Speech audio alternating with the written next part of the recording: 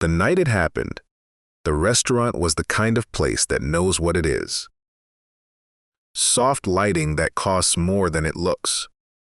Silverware that does not clatter when you set it down. Waiters who refill your water glass without being asked and manage to do it without ever being noticed.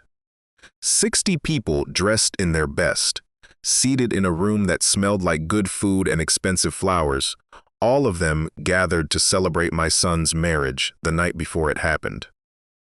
I remember sitting there thinking, Daniel deserves every bit of this. Then Jeffrey Hargrove stood up. He tapped his wine glass with a knife, twice, and the room quieted the way rooms do when someone of Jeffrey's particular confidence decides it is time to speak. He was tall, silver-haired, dressed in a suit that fit him the way suits only fit men who have been measured for them since their 20s. He smiled at the room like a man who was used to having it. For the first part of the toast, he was fine. He spoke about Melissa with real warmth. He welcomed Daniel with words that sounded genuine. He made a joke I actually laughed at. I remember thinking, well, maybe tonight is the night. Then his eyes moved across the room and landed somewhere near my table. I know the Calloway family comes from simpler roots than ours, he said, smiling like he was offering a compliment wrapped in kindness. And I mean that in the most respectful way. There is something genuinely refreshing about that honest, humble background. Melissa is marrying into a good salt-of-the-earth family. A few people laughed softly. A few others looked down at their plates. I watched my son's jaw tighten. I watched Melissa's face change so fast that most of the room missed it. She caught it and buried it in less than a second, but I saw it before it disappeared. She looked ashamed, not of us, of him. I picked up my water glass, took a slow sip, and set it back down on the white tablecloth. Then I looked at my son across the table and gave him the look I had been giving him since he was 12 years old, the one that meant, not yet. What Jeffrey did not know, while he stood there smiling with that buckhead confidence, was that I was the one holding the paper on his house. But we will get there. First, let me tell you where I come from.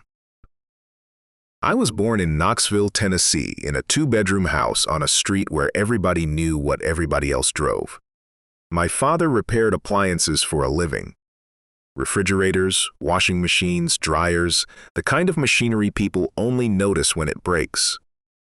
He came home every evening with cracked hands smelling like motor oil and somebody else's problem, and he never once complained about it. My mother cleaned houses 3 days a week. On Sundays, she sang in the church choir with a voice that made people feel things they could not always explain. We were not poor in the dramatic way people imagine when they hear a story like this. There were no hollow-eyed hunger scenes, no tragic speeches about empty cupboards. But we were careful with the grocery list, careful with the heating bill, careful with the shoes that had one more season left in them if you treated them right. What I learned watching my parents was something I have never been able to unlearn. Cost and worth are not the same thing. A man can spend everything he has and end up with nothing worth keeping, or he can spend carefully, build quietly, and end up holding things that matter. My father understood that without ever using those words. He just lived it, every morning, walking out the door with those cracked hands. I earned a partial scholarship to the University of Tennessee. I worked 2 jobs to cover the rest of it. When I graduated with a finance degree, 1 good suit, and $4,200 in savings, I packed everything I owned into a used Buick and drove to Charlotte, North Carolina. I did not have connections waiting for me there. I did not have a name anyone recognized. I had the suit, the degree, the savings, and a specific quality my father had passed down without ever naming it, the patience to do slow, careful work in rooms where nobody is watching. My first job was processing loan applications at a regional bank. For 3 years, I read files, checked numbers, tracked risk patterns, and listened far more than I spoke. Then I spent a decade building client relationships in corners of the market that other people considered unglamorous. By 40, I had saved enough, trusted enough, and believed stubbornly enough in what I had learned to open Callaway Capital Group. 6 employees, one rented office above a dry cleaner on a street that did not impress anyone. My name on the door. That was the part that mattered to me, my name. Over the years, the firm grew the way I preferred growing things to grow. Steadily, without fanfare, on the strength of work that held up when you examined it. One office became 4. 6 employees became 61. Our portfolio stretched across 7 states, mostly commercial real estate lending, the kind of work that never makes headlines unless someone does it badly. I drove a sensible truck. I wore flannel on weekends. I mowed my own lawn until my back started writing letters of complaint. For 11 years, I coached youth baseball in the evenings, and I spent more time teaching boys how to lose with dignity than how to swing a bat. The losing part would serve them longer. When people asked what I did for work, I said, finance, and left it there. Some men hear that and lean forward, suddenly very interested. Others hear it, take a quick look at the truck or the flannel shirt, and decide they already know everything they need to know. I had learned not to correct those men too fast. The people worth knowing do not need you to impress them. And the people desperate to be impressed are usually the ones who mistake quietness for weakness. That particular mistake would eventually cost Jeffrey Hargrove more than he expected. Daniel was 31 when he met Melissa at a conference in Atlanta. My son was not the kind of man who called me every time he had a pleasant conversation with a woman. He was steady, private with his feelings, careful in the way thoughtful people are careful when something actually matters to them. So when my phone rang the evening of that conference and I saw his name on the screen, I knew before he said a word that something had shifted. "Dad," he said, and there was a quality in his voice I had not heard in years, something almost like wonder. "I met someone today." He told me her name was Melissa. She worked in corporate strategy. She had a laugh that made him forget what he was about to say. And she had spent 20 minutes arguing with him about whether old buildings should be restored or torn down and replaced, and she had made him feel both challenged and alive. I asked him only 2 questions. "Does she make you laugh?" "Yes." "Does she make you better?" There was no hesitation at all. So I told him to bring her to Thanksgiving. She arrived that November carrying a pecan pie and none of the nervous performance people sometimes bring into a new family when they are trying to be liked. She was warm without being fake, confident without being loud. She disagreed with me about interest rates in a way that made my sister Margaret nearly choke on her tea, and by the time we were clearing plates, Melissa was already in the kitchen with Margaret talking about her garden. I liked her immediately. Her father was going to be a different situation. Jeffrey and Claudia Hargrove arrived at my house the following month in a silver Mercedes that Jeffrey managed to mention twice before he had removed his coat. They lived in Buckhead, and they carried that address the way some people carry a family Bible. Always close, always visible, always meant to say something about the person holding it. Jeffrey was tall, polished, carefully dressed, with the easy confidence of a man who had spent his career being introduced before he had to prove himself. He ran Hargrove Development Partners, a commercial real estate company his father had founded. Jeffrey had inherited the name, the client list, the relationships, and the first open doors. When he talked about the business, you would have believed he had built every wall himself. Claudia was quieter, but do not mistake quiet for neutral. She smiled at the correct moments. She complimented the meal. She thanked Margaret for passing the bread, but her eyes moved through my living room with the efficient focus of someone taking inventory.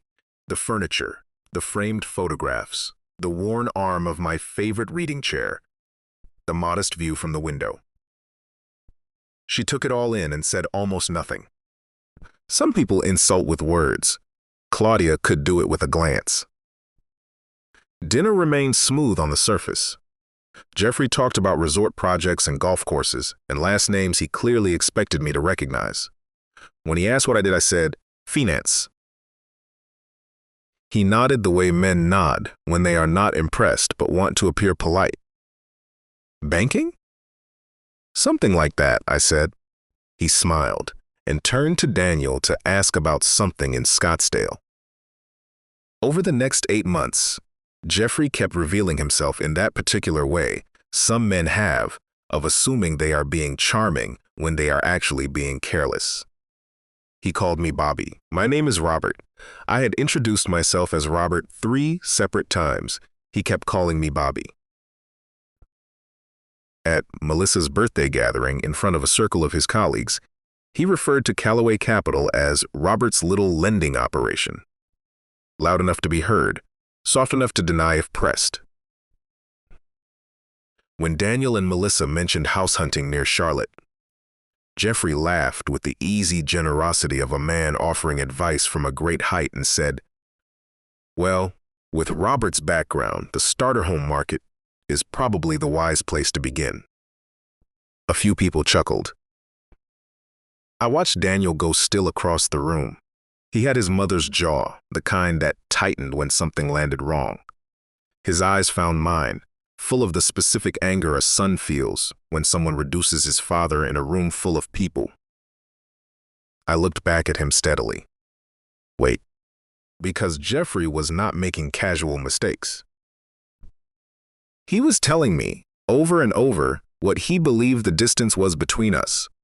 And he was comfortable saying it because he had looked at my truck, my flannel shirt, my Tennessee accent, and the careful way I held myself in rooms. And he had decided he already knew the complete picture. He had never once considered that the picture had dimensions he could not see from where he was standing. Back to the rehearsal dinner. Because that is where Jeffrey made the mistake that stopped being theoretical. I had arrived that evening with my sister Margaret and her husband Frank, and the room was everything Claudia would have wanted it to be. Beautiful, expensive, full of the right people arranged in the right places. I genuinely tried to set the last 8 months of small insults aside and be present for what the evening was actually about. My son was getting married tomorrow. He was happy. He had found someone who made him laugh and made him better. That was worth more than anything Jeffrey Hargrove had ever inherited. And then Jeffrey stood up. You already know what he said. What I remember is the silence after. Not the awkward chuckle from the people who laughed too quickly. Not the downward glance from the people who felt the room shift. What I remember is the silence that settled in for just a moment before conversations restarted and glasses were lifted and everyone decided to move past it. I remember Daniel's face. I had raised my son to be patient, to be measured, to understand that dignity is not lost when someone insults it. It is lost when you respond in a way you cannot respect later. He knew that. He believed it. But I could see it cost him something in that moment to sit there and absorb it. I lifted my water glass. I took a slow sip. I set it back down. And I looked at my son and gave him the only answer that mattered. Not yet. What Jeffrey did not know, while he stood in that softly lit room, enjoying the sound of his own voice, was that 4 years earlier a file had crossed my desk at Callaway Capital Group under the name Hargrove Development Partners, LLC. I remembered that file clearly. Jeffrey's company had been overextended. 3 development projects running simultaneously, pre-sale commitments, lagging on a mixed-use project in Savannah, and a serious gap in cash flow that needed bridge financing to hold the whole structure together while they waited for buyers to commit. The amount involved was not small. Neither was the collateral list. His Buckhead house, certain business assets, the cars, pieces of the polished life he wore in public like a second skin. All of it had been listed, evaluated, documented, and secured with signatures that were still sitting in my filing cabinet. His signature among them. I had approved that loan personally. Not because I liked him or knew him as anything other than a file number. I approved it because the fundamentals supported the decision, the projected cash flow, the collateral ratios, the exit timeline. Lending is not about personal feelings. It is about risk structure, discipline, and whether you believe the numbers tell the truth. But the file had never been perfectly clean. About 18 months back, there had been a stretch where payments arrived late enough to trigger internal review flags. Nothing that required emergency action. Nothing dramatic. Just enough to make the account worth watching more carefully than the standard ones. So when Jeffrey described my family as simple salt-of-the-earth stock in front of 60 guests, I did not think about shouting. I thought about a loan agreement, a deed of trust. A man who had never once considered that the quiet person across the table might be the one holding the paper under his feet. The morning after the rehearsal dinner, before anyone else in the building had arrived, I was in my office. It was still dark outside. Charlotte was quiet in that specific way it gets before 6 in the morning, all the noise still hours away. I made my own coffee, walked to the file room, pulled the Hargrove Development Partners folder, carried it back to my desk, and sat down. Then I read every page. The original loan agreement, the collateral documentation, the deed of trust, the payment history, the covenant compliance notes from the last 4 years. I read it all without rushing. The way you read something when you want to understand it completely, rather than just confirm what you already believe. I want to say something about that morning, because I think it matters to how this story is understood. I was not in that office because I was furious. The fury had come and gone the night before, briefly in the car on the way home, the kind of anger that lasts 20 minutes and then fades, because you know feeding it only makes you less precise. What sat with me that morning was not rage. It was clarity. I thought about Daniel in that restaurant. I thought about all the times over the past 8 months he had watched his father be quietly reduced in the company of people who were supposed to become family. I had taught him patience. I had taught him restraint. I believed in both. But I also believed that the world often mistakes dignity for weakness if no one ever corrects the record. So I kept reading. By the time the sun came up over Charlotte, I knew exactly what needed to happen. My colleague Patricia delivered her covenant review report the following Tuesday. Patricia had worked in compliance for 15 years, and she had the particular quality that makes compliance specialists valuable. She could look at a file without any interest in what she wanted to find. She reported what was there. She found 3 technical violations over the past 20 months. Individually, none of them would end a company. A late financial reporting package. A debt service coverage ratio that had slipped below the required threshold for 1 quarter. A required disclosure that arrived after the filing deadline. The kind of things men like Jeffrey call administrative matters, when they owe the money, and serious concerns when someone else does. But combined, they were documented, and under the terms of the Hargrove loan agreement, Callaway Capital had the right to request a formal remediation meeting. We could demand updated documentation, require corrective steps, and, if non-compliance continued, accelerate the loan. That last option meant calling the full balance due.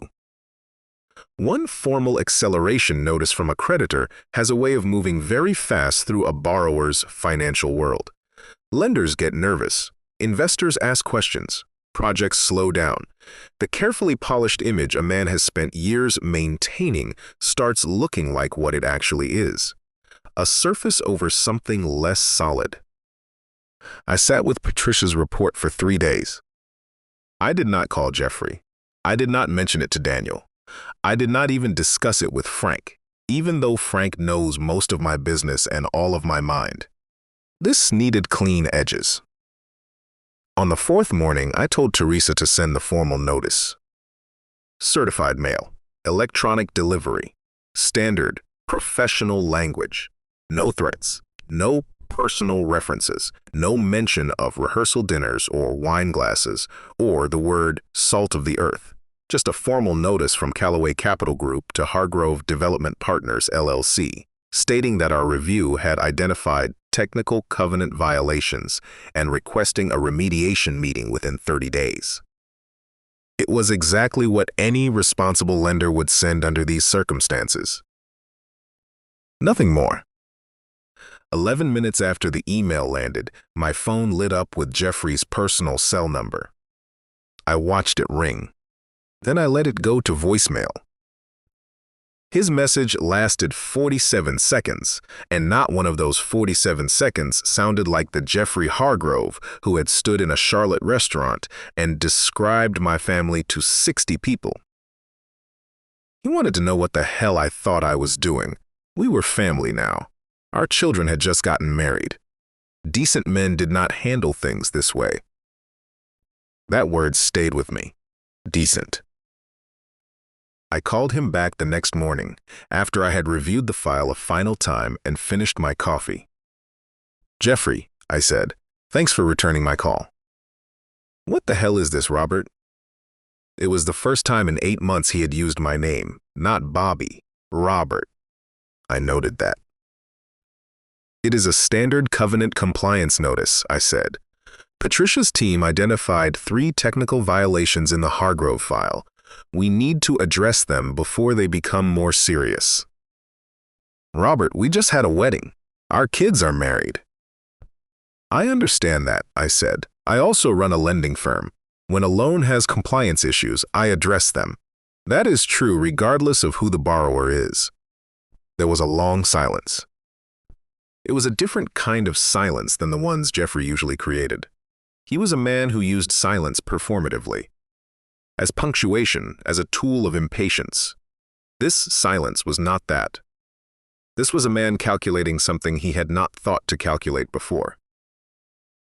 "What exactly are you asking for?" he said, finally. "A meeting," I said.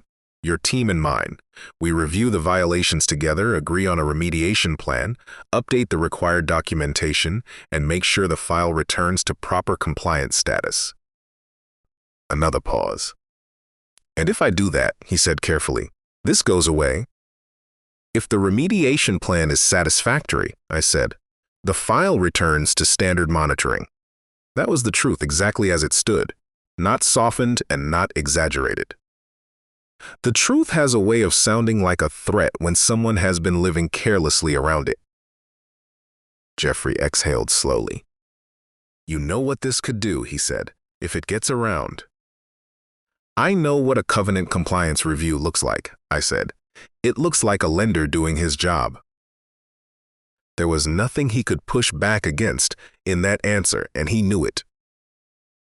The old Jeffrey, the one from dinner parties and Scottsdale golf jokes, might have reached for a name to drop, a connection to invoke, a tone of patient dismissal. But that man was not on the phone anymore. The man on the phone now understood that Callaway Capital Group was not a social detail he could file away and ignore. It was the firm holding the paper. And I was not Daniel's blue-collar father who happened to work somewhere in banking. I was the man whose name was on the door, and his signature was already in my drawer. 2 weeks, I said. My office or yours? After a pause that lasted long enough to mean something, Jeffrey said, "Mine." Of course he did. Men like Jeffrey always prefer home ground when they feel the earth moving.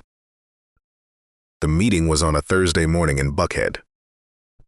I drove down the night before, checked into a quiet hotel near Piedmont Park, had dinner alone, read for a couple of hours, and went to bed at a reasonable hour.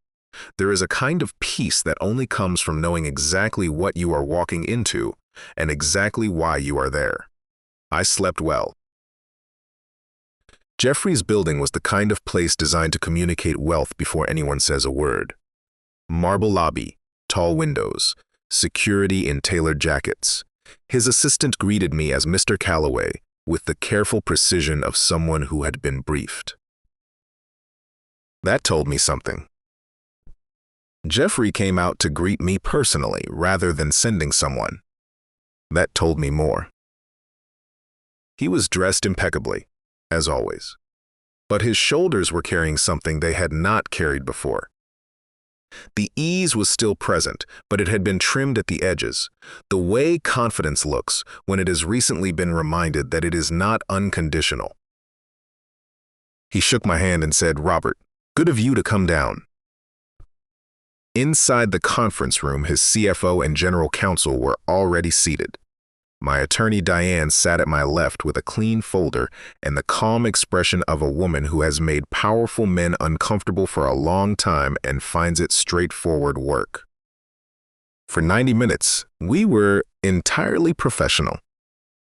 We reviewed the violations methodically, the payment history, the reporting failures, the corrective path forward, and the timeline to get there. Jeffrey spoke less than I expected. His CFO carried most of the conversation. Diane was exact, firm, and impossible to maneuver around. By the end, we had a written remediation agreement.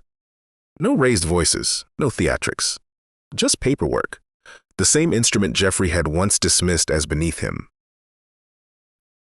As the room began to settle into the quiet that follows a long business meeting, as Diane gathered her documents and Jeffrey's CFO reviewed the final terms, something in Jeffrey's manner shifted. He looked across the table at me, not at the papers, at me. "You approved this loan yourself," he said. It was not quite a question. "I did," I said, 4 years ago. I watched the pieces move behind his eyes, the name on the loan agreement, the name on the building directory, the firm he had described over dinner as a small lending operation, the man he had been calling Bobby for 8 months, the father of the groom he had publicly placed beneath his family, in a restaurant full of people who would remember it. "I didn't know," he said, and this time his voice had no performance in it at all. "No," I said, "you didn't." He sat back slowly. "Calloway Capital," he said quietly, almost to himself. "Your name." "Yes." I did not explain the company to him. I did not list the offices, the employees, the 7-state portfolio, or the fact that his Buckhead house and a significant portion of his professional life had been collateral on a loan that my firm controlled. I let the understanding arrive at its own pace. Sometimes the most powerful statement you can make to a man who has underestimated you is no statement at all. Jeffrey looked at me for a long moment. Then he said, "Robert, I owe you an apology." I held his gaze. "You owe my son one," I said. He blinked. I think he had prepared himself for a version of this moment that involved anger or humiliation or a demonstration of power. He had not prepared for that. "Yes," he said slowly. "Yes, I suppose I do." I set my hands flat on the table.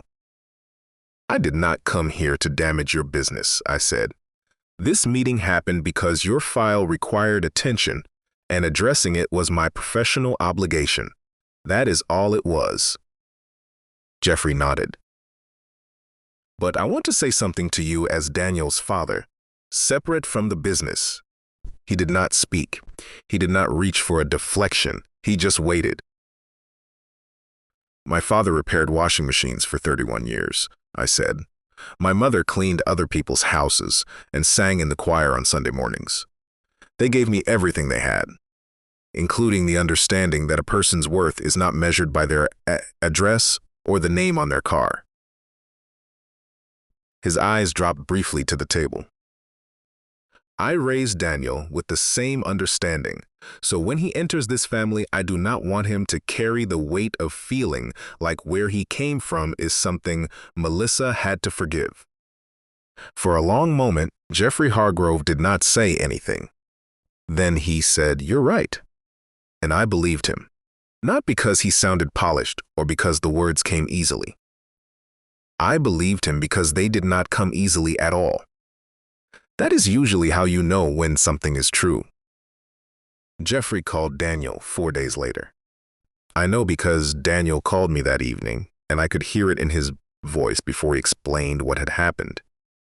He sounded unsettled in a specific way, the way a grown man sounds when someone has moved something in a room he thought he knew completely. "Dad," he said, "Jeffrey called me." I waited. He apologized. A real one. Not the kind people give when they want something from you. He said he had misjudged you. He said what he said at the rehearsal dinner was wrong. He said he was proud to have me in the family. There was a pause. "What happened in Atlanta?" "We worked through some paperwork," I said. "Dad." "It was a business meeting, son." He was quiet for a second. He mentioned Callaway Capital like he had just discovered that gravity existed. I smiled a little at that. "We had a productive conversation," I said. "I think Jeffrey responds well to clarity." Daniel went quiet again. When he spoke, his voice had changed. "Did you do something?" I looked out my office window at the city I had arrived in decades ago with one suit, a used car, and nothing promised. "I did my job," I said, and I said a few things that needed saying. A long pause. "Thank you." He was 31 years old, married now, building his own life. But under those 2 words, I still heard the boy who used to look at me across a baseball field and trust me when I told him to wait. "That's what I'm here for," I said. In the months that followed, Jeffrey Hargrove and I did not become close friends. That would make a neater story, I know. 2 proud men, 1 hard conversation, then genuine warmth over holiday dinners and rounds of golf. Life rarely wraps things that cleanly. What we became was something more honest than friendship. We became 2 men connected by people we loved, learning to sit at the same table without one of us performing superiority and the other one quietly absorbing it. Jeffrey stopped calling me Bobby. That was the first thing I noticed. At Thanksgiving that year, he said, "Robert, would you pass the rolls?" Simple as that. Not Bobby. Not a condescending laugh at something I said. Robert. Small corrections matter. They are often where genuine change actually begins. He stopped making jokes about humble roots and starter homes. When Daniel spoke at the table, Jeffrey listened. When his company's CFO mentioned exploring a new mixed-use project in South Carolina a few months later, Jeffrey called me directly. Professionally. Carefully. "Robert," he said, "would Callaway Capital be willing to review the numbers? No performance, no condescension, no invisible ladder." "I'll have Patricia pull the file," I said. "If the fundamentals support it, we will take a look." "I appreciate that," he said. He meant it. I could hear the difference by then. We were not friends, but respect does not always arrive wearing warmth. Sometimes it arrives as restraint, sometimes as a corrected name, sometimes as a man who once described you as lesser, calling you to ask for your help. That spring, Daniel and Melissa bought their first house east of Charlotte. It was not a mansion. It was not meant to impress. It had a small front porch, a fenced backyard, 3 bedrooms, and enough morning light in the kitchen to make Melissa stop in the doorway and smile the first time she walked through. That was how I knew it was the right house. Moving day, I arrived at 9 in the morning in jeans and work boots and the old flannel shirt Daniel had been trying to get rid of for years. Jeffrey was already there, standing beside a rented truck with his sleeves rolled up. and the slightly uncertain expression of a man who had not lifted a sofa in quite some time. For 6 hours, we worked without much conversation. Boxes, chairs, mattresses, a dining table that fought us in the hallway like it had a legal claim to the wall. We did not need to talk. Sometimes men say what they need to say in conference rooms, and then they say the rest of it by showing up and lifting the heavy end without making the day about themselves. Late in the afternoon, Jeffrey and I stood in the front yard, both tired, watching Daniel and Melissa argue gently about where a bookshelf should go. Jeffrey looked at the house for a long moment. "You built your firm from nothing," he said. "From not much," I said. He nodded slowly. "That's the same thing." I did not answer him. For once, he did not need me to.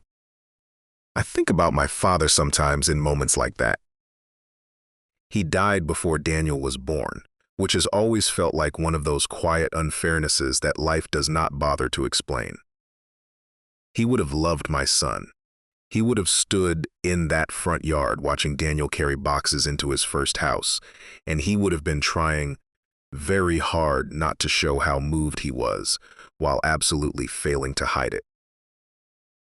My father repaired washing machines for 31 years. He never stood in a marble lobby waiting to be recognized. He never drove a car with a badge on the hood that meant something to strangers. But he built something more durable than a reputation.